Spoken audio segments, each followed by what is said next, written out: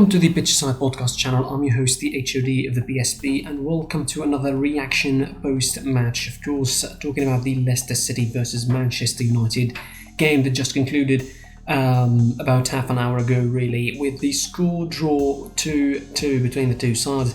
It was interesting, it was intriguing, it was tight as expected, really. Like, share, comment on the video, subscribe to the channel, most importantly, enable notifications to keep update with the reactions and the recaps like this, and the podcast, of course, on this channel. Follow us on social media at PSP or Pitchside Board, Twitter and Instagram, respectively. Listen to the podcast on Spotify, Google Podcasts, or any other platform, or catch it on www.webreadsports.com. It's available there, and read more articles by yours truly there. This was a game, I think, where Man United surprised me and surprised everyone, starting, of course, pretty strong, I would say.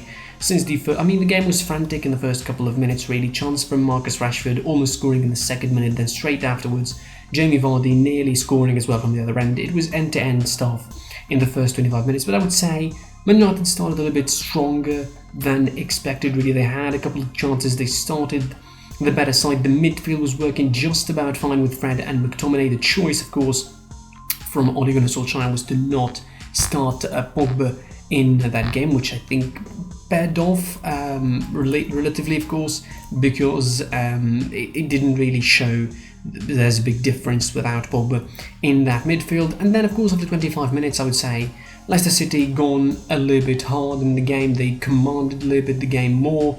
They reverted back to their usual 4-1-4-1, of course, now with Ndidi returning to the centre of the midfield.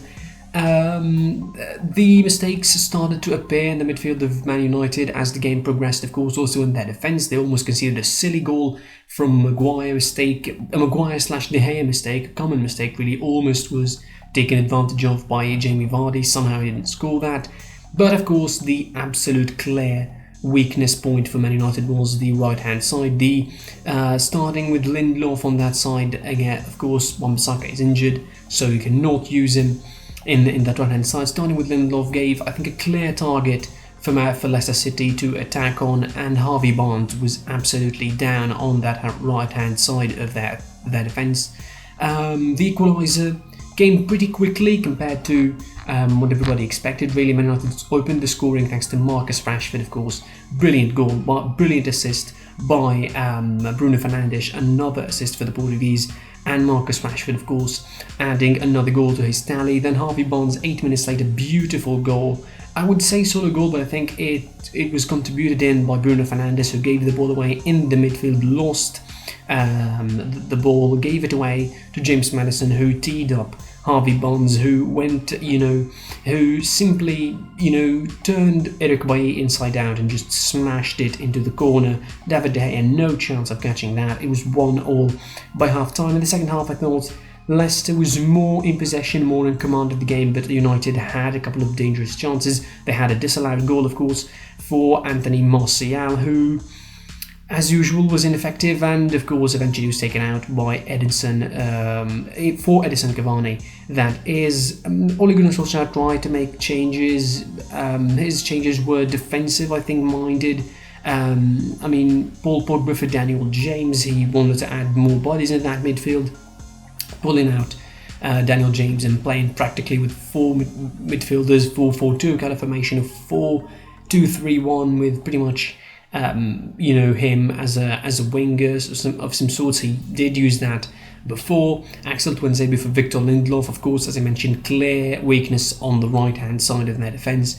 But it wasn't successful because they have another weakness in the defence, which is Luke Shaw. Another giveaway pretty much in the midfield of Man United. They lose the ball in their own half, and of course the cross coming from Ayoze Perez, and Jamie Vardy takes the shot. It deflects off Axel Tuanzebe and into the net it goes. It is 2-2 for Leicester City. I think deservedly they got the draw out of this game.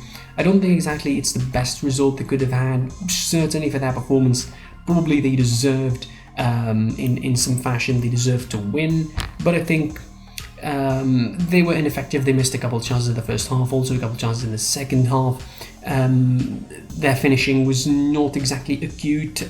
Jamie Vardy also missed a couple of clear-cut chances in the first half in particular. But obviously, a point is a point. Leicester City saved a point, which they did deserve, really, pretty much. They stay second for the moment, depending on what's going to happen, of course, in the Everton game tomorrow, who play Manchester City, of course. And you have everything still up for grabs, really, in that top four in the Premier League. Man United, another result that is unconvincing. I think the performance really unconvincing from Man United. Defensively, they still have some things to work out.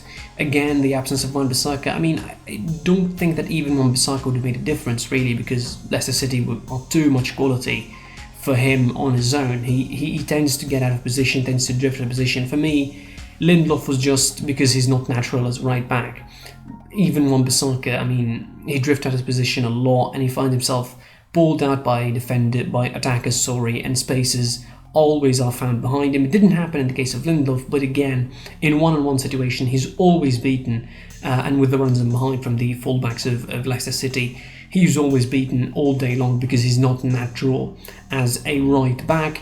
That's it. That's all I want to say for the Leicester City Man United game. A draw that I think suits United more than Leicester City, who probably feel like they should have gotten the whole 3 points out of this game. In the end, comment on the video. What do you think, of course, of this game and of United's performance in particular? Leicester City, how do you rate both teams' chances in this season?